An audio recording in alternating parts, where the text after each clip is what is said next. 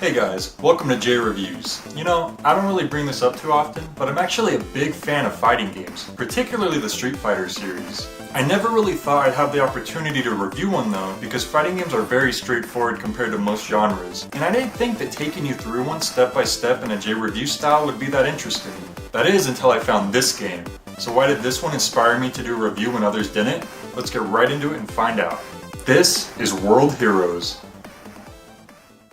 When Street Fighter II was released to arcades in early 1991, it basically cemented fighting games as a legitimate game genre forever, introducing the concept of warriors from all over the world duking it out, each character with their own personal story, and emphasis on special moves and combos.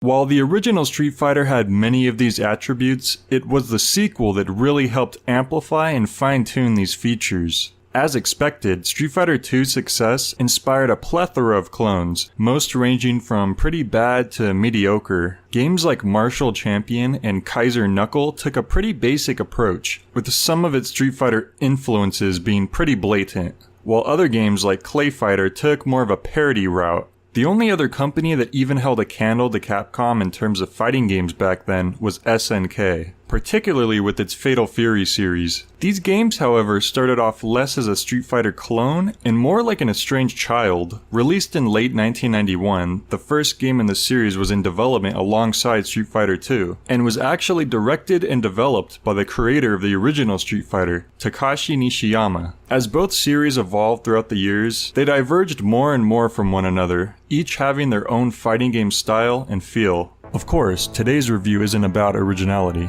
It's actually quite the opposite. So let's cut to the chase and get right into it.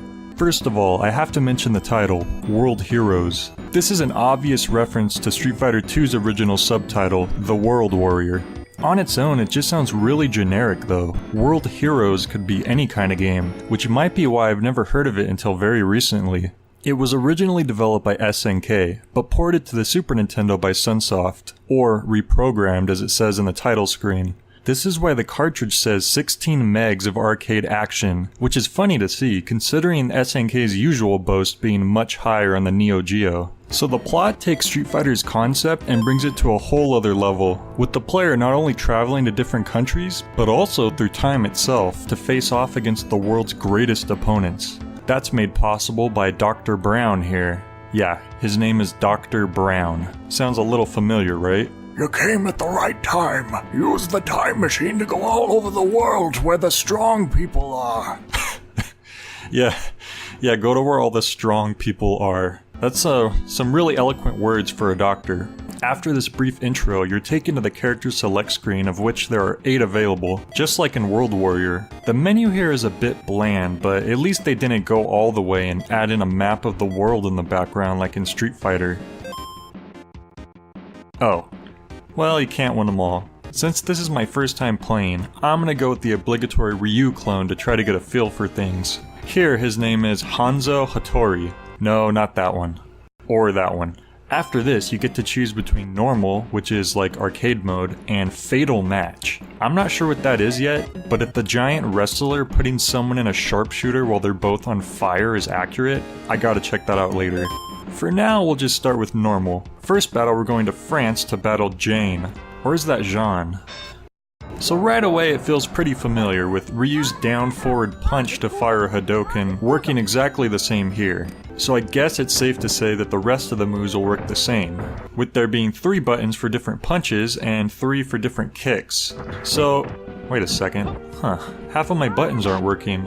At first I thought my controller might be busted, but that wasn't the case. As it turns out, the game defaults to a mode where only 3 buttons are used for attacking, even though there's actually 2 kinds of punches, 2 kicks, and a throw. The reason for this is because the standard Neo Geo controller only has 4 buttons, not counting select or start. There's 2 reasons why this doesn't make sense though. For one, this is the Super Nintendo version. Since games like Street Fighter and Mortal Kombat make use of all 6 buttons, you'd think that Sunsoft would have known to have it set to where you can utilize them all. The second reason is even stranger. In Street Fighter, there isn't a dedicated throw button, so instead it uses a system where you get close to your opponent and then press the correct attack and direction of choice simultaneously to throw them. World Heroes uses a throw button instead, which is fine if this was the only way to throw your opponent, but the Street Fighter method actually works too, making the button pointless, and then a fourth button going completely wasted. It doesn't make sense. So anyway, back to the actual game. As expected, it plays more or less like a sloppier version of World Warrior. Basically, it feels like the characters are fighting on the moon. Speaking of the characters, let's go over them. Hanzo and Fuma are the Ryu and Ken clones, except this time as ninjas from rival clans. Instead of a hurricane kick, they do this really ridiculous maneuver that involves hurling their entire bodies into a spin cycle. There's Dragon, the Bruce Lee knockoff that actually predates Fei Long, and has a really OP move if he can get you into a corner. Jane actually reminds me of Charlotte from Samurai Showdown, which also happens to feature a character named Hanzo Hattori. Once again, no relation. There's Julius Karn, a Mongolian warrior whose body type and moveset reminds me a little bit of Blanca. There's Muscle Power, an obvious homage to professional wrestler Hulk Hogan. He even says #1 in his win taunt, which is a reference to the catchphrase Ichiban he used when he used to wrestle in Japan in the early 80s. Next up is Brocken, a German cyborg soldier who was built in some point in history. I'm sure no time in particular. Apparently he was based off of Stroheim from JoJo's Bizarre Adventure, another cyborg soldier. Anyway, he's M. Bison. He just is. Look at him. He's Bison. Or Vega if you're from Japan. Finally, there's Rasputin, based on the real-life Russian mystic Gregory Rasputin. There's something really uncomfortable about his special attacks, which involve him using these giant glowing hands and feet. One of his moves has him holding his opponent while he does this creepy laugh. Ugh. When you beat the final hero, the award ceremony is about to take place when somebody interrupts it. Ah, final boss, now we're talking. None other than G-Gus. G-Gus? That's not a name. That's just somebody saying G-Gus. What? Okay. Okay, so G-Gus shows up, and he says you have to fight him or he'll You have to fight him or he'll Sorry, excuse me. You have to fight him or he'll smash the earth. Oh boy. Whew. Alright, let's see what this guy could do. Alright, so when G-Gus isn't standing still and just letting you attack him, he's pointlessly turning into other characters while using their moves even less effectively than they do. Basically, G-Gus is as pathetic as his name. After this really disappointing boss fight, you get to see your character's ending. He did it! Hanzo's won! Hey, where did Hanzo go? No, they didn't. Oh my god, they really did.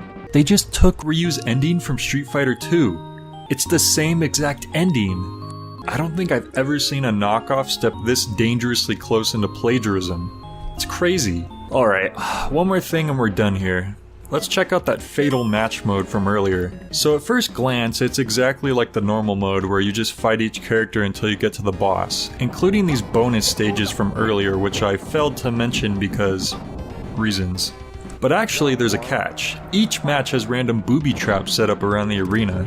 There's electrified ropes, spiked walls, ring of fire matches, landmines, and even slippery floors designed to launch you into each of these hazards. As crazy and over the top as these seem, they're actually not too far off from the popular Japanese death matches that many wrestlers were doing at the time. One of the most famous examples being the match between wrestling legends Mick Foley and Terry Funk, which involved barbed wire ropes and actual explosives in the ring. Fatal Match mode brings really interesting environmental damage to the table, which helps distract from the game's various flaws which are much more noticeable during the normal mode.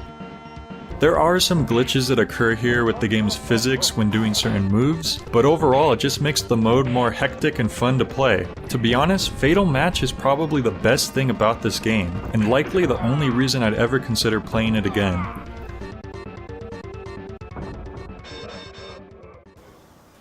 That was World Heroes. Overall, the game is expectedly unimpressive, and it only really attracted me because of how absurd it could be at times. If they had focused more on the Fatal Match mode, it could have really stood out from the other clones of the time, and it could have even been a pretty decent game in its own right. As it is, however, I can only really recommend it to fighting game fans who might just want to get a decent laugh out of it. Well, that's my review for the month. See you next time.